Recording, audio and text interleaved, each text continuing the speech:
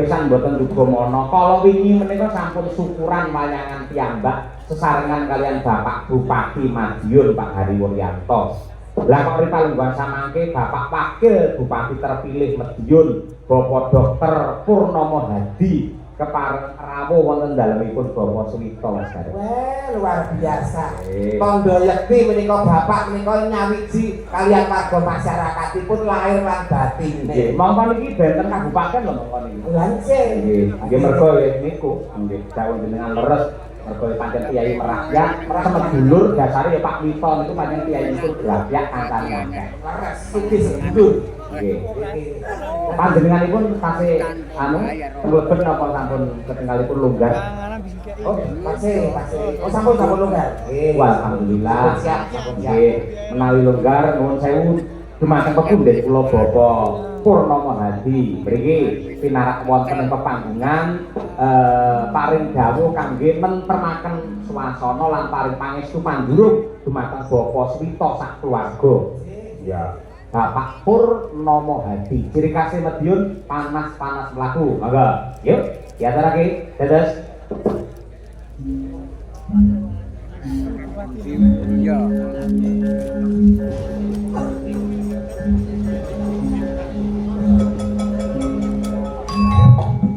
Oh.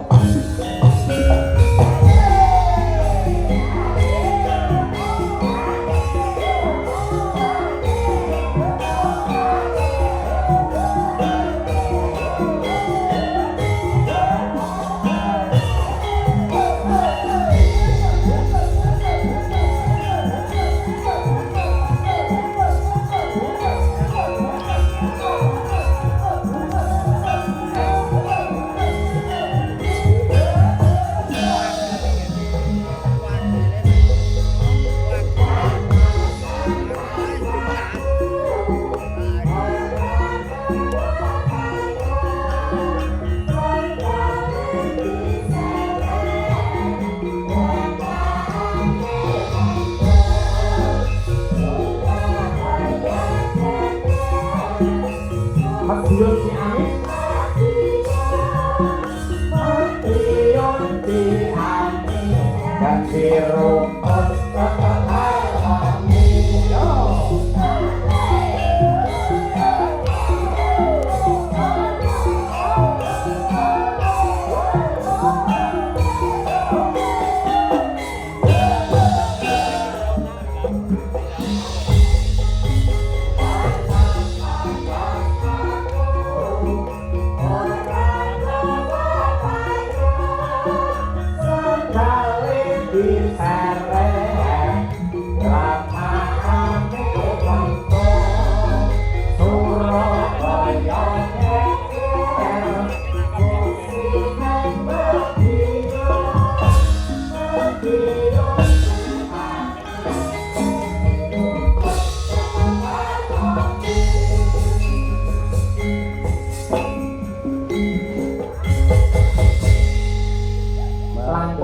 tepuk tangan kagem Bapak Wakil Bupati Madiun Moro Kadang.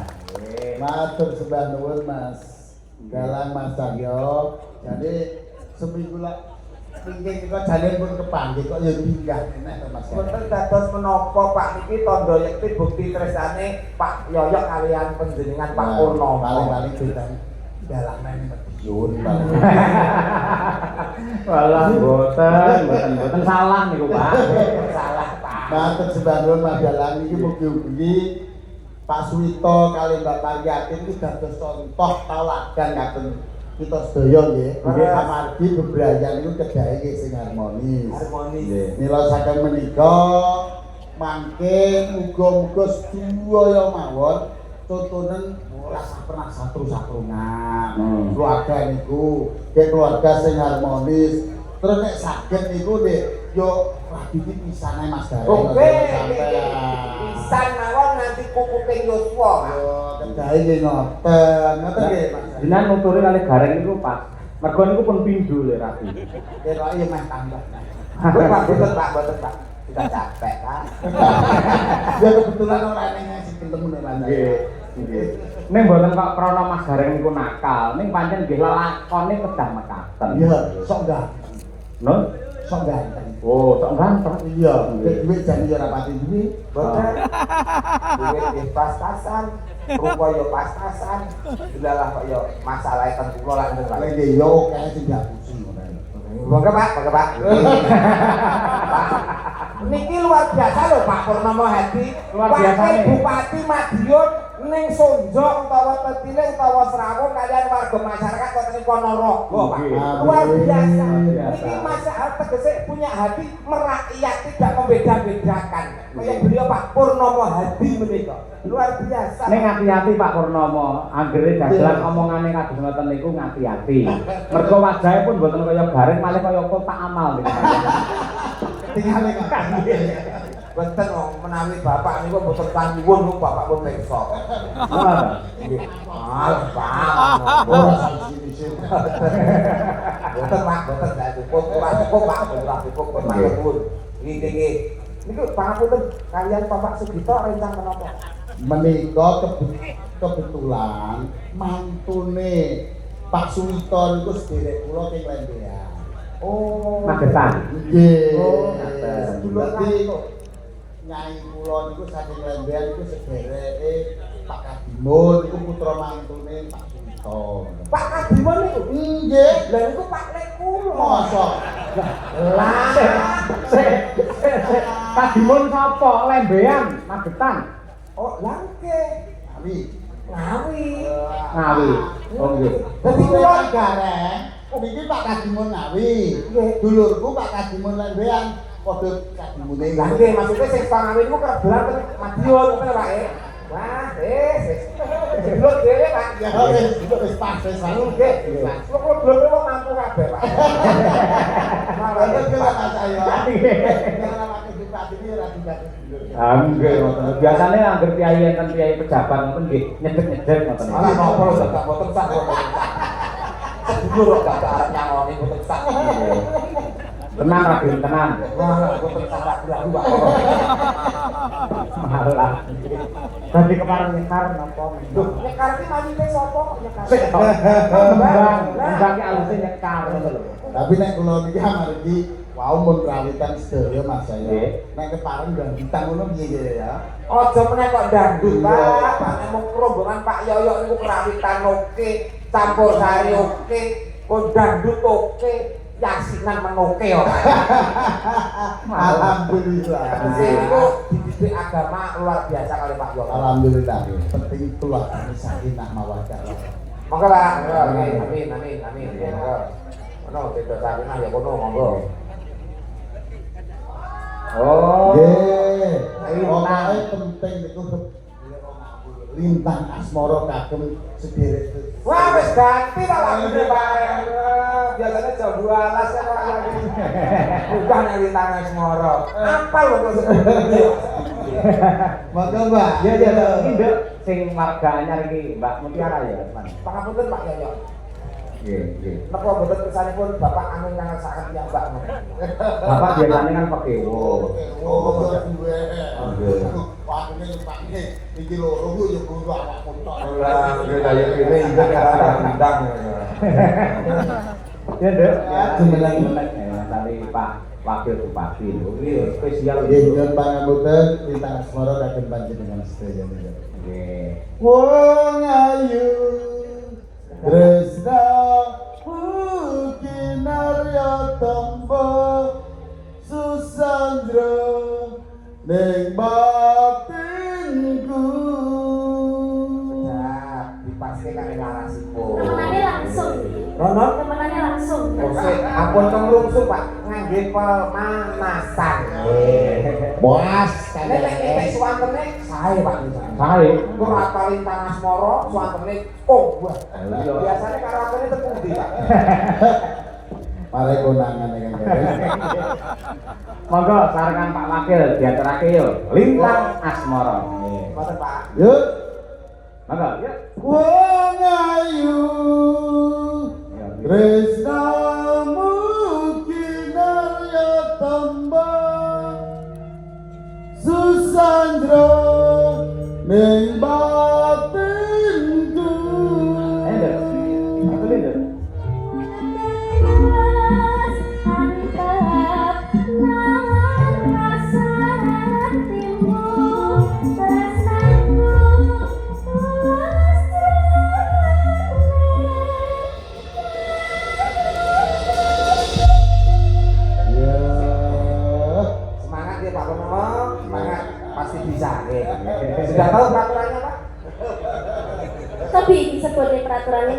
tidak boleh pukul bagian dada. Pas. Iya. Monggo lintang asmara bersama Pak Wakil Bupati Pak Purnomati. Kecok. Oh.